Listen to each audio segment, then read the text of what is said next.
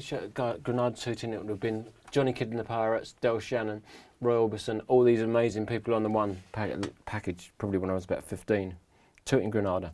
I sort of fell in love with the guitar by about 11, I think. I just loved guitars, and I think I had some Spanish lessons and all sorts when I was little, and then just got, you know, the joy of buying new guitars, and like Dwayne Eddy came out, Shadows, you know, all that era, you know.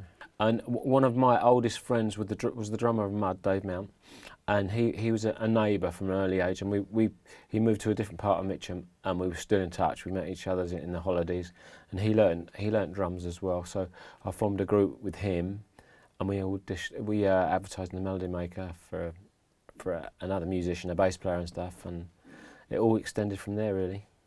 I think when you're young, you enjoy it so much. Nothing's a struggle. You're like excited about every gig. You know, excited about even going to a guitar shop. You know, everything is so exciting when you're young. Yeah. It's a shame it's not like that now.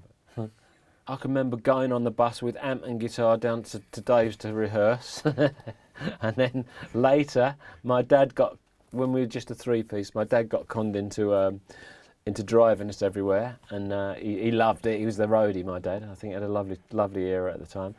And I can remember our drummer being sick all over the back of his car and him going mad one night from playing in a social club, too much booze. The great thing about that era, 60s, 70s, we found, we were, with Mud, we all gave up our jobs, and we went professional for a month. We got offered a Swedish tour, and I think a Swedish band came to the UK, and we went there. And then we gave up our jobs and said, right, we want to do this seriously. So we were probably about 19 then, 19, 20.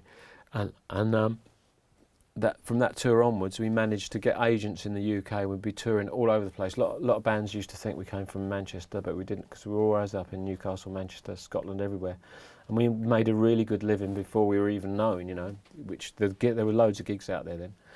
And Mickey, I think it was a Northern agent, said this band's amazing live, you know, because we used to muck around and all stuff live. And Mickey came to see us, and Chin and Chapman, and that was it from there on, you know, really. The first two were session musicians, but we had to play everything ourselves for Top of the Pops in those days, so we had to remake Crazy, so we could do it, Crazy and Hypnosis, but and they were sort of top 20, those two, and then from the next one, which was Dynamite, we played everything. Mike sort of became a fifth member of the band. He played rhythm guitar, and from then on we played on everything, from Dynamite. I've got a really good quote from Nicky Chin.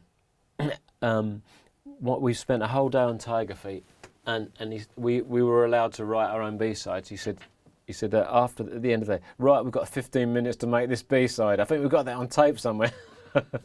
I think up until before the records, that once you get the hits, the road crew goes up. You've got to carry lighting, you've got to carry PA, so it all gets more expensive. So we had like a manager who had to really budget all that sort of thing and sort that out. So we did make money, but before that, when no overheads, we were doing all right really, which a band today can't do. There's no gigs out there for them. They have to practically pay to play a pub now, don't they?